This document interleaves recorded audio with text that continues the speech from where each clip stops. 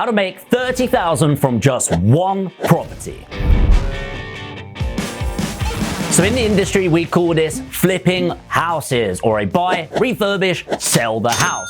So the whole concept of this is that you're buying or purchasing an unloved property that needs a bit of work that you're going to enhance the value through a refurbishment. But if it were just as simple as find a property that needs work to make money, then everyone would be doing it. So what's the first step? First thing we need to be thinking about is criteria. Now, criteria comes in a few different sections. So you need to think about the time that you've got to invest in the project in the first place. The next thing is going to be the location. Now, with that in mind, you don't need to be local to the property if you've got a great team on the ground, but most people, you're going to want it within half an hour of where you live, I would say, to make a great location, but also a location that is desirable. Next is how much money have you got to invest in the first place? Now, a lot of people use mortgages to purchase a property for flipping, but normally you really shouldn't be doing that. If not, you should be using bridging or cash. So if you use a bridging product, Together Finance or Aldermore, for example, going to be great for that. And you need to work out what cash you are going to be putting in a property. And finally, what return are you looking for? Your ROI, return on investment. Most people that I talk to, including myself, we are looking for a 15%, that's 15% ROI. Number two is, when do you make money from property? No, it is not when you sell it, it's when you buy it. So you need to get it at the right price. But what is the right price? Well, the easy way to find out about what you can pay for the property, number one, is to ignore what it's online for, because that is nowhere near what you're going to end up paying, I imagine. You want to look at the end value of the property. So you do your research, you look at the end value of it. So, once it's done up, what is a like-for-like property selling for? Let's say it's $230,000. The next thing you're going to do is you're going to deduct your 15% from that. So in this case, 15% of the 230,000 is 34,500. Now, the reason you take that is that's going to be your money. That's your profit. Then what you're going to do is you're going to take off the refurbishment of the property. Let's say it's 20,000. Then any other fees that you've got, including your broker fees, your legal fees for buying and selling the property, and of course your stamp duty on the price that you're going to end up paying. After deducting all of that, you're going to come to your purchase price. Let's use this as an example. If it's 230 minus all of that brings you to 170,000.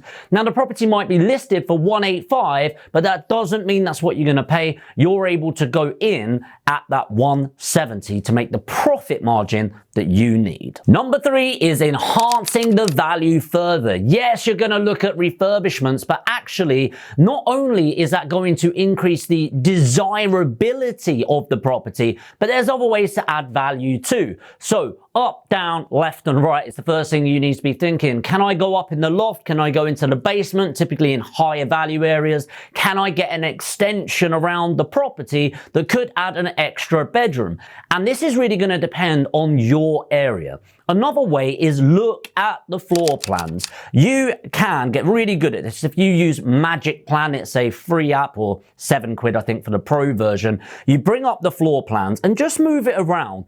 Often in a lot of properties, it's quite easy to make a 2-bedroom into a 3-bed by moving the bathroom around, moving the bedrooms, and you'll be shocked how the exact same property might cost about $8,000 to make it into a 3-bed can dramatically enhance the value and desirability of your property. Now comes the fun part, making the money. And this comes from listing the property at the right price. Now, what you need to be aware of is, number one, an estate agent is not making money until they sell the property, but the valuer that's convincing you to list it is getting their commission by getting it listed, not sold. So you are going to be told that you can get more than is realistic. So you need to have a frank conversation with the estate agent. Hey, I want to price this at the right price. It's going to get it shifted properly. And then you want to think about the price brackets. For example, if somebody said to me, I think you're going to get 210 for this all day long, I personally would be listing it at 195 or offers in excess of 195 to create a bidding.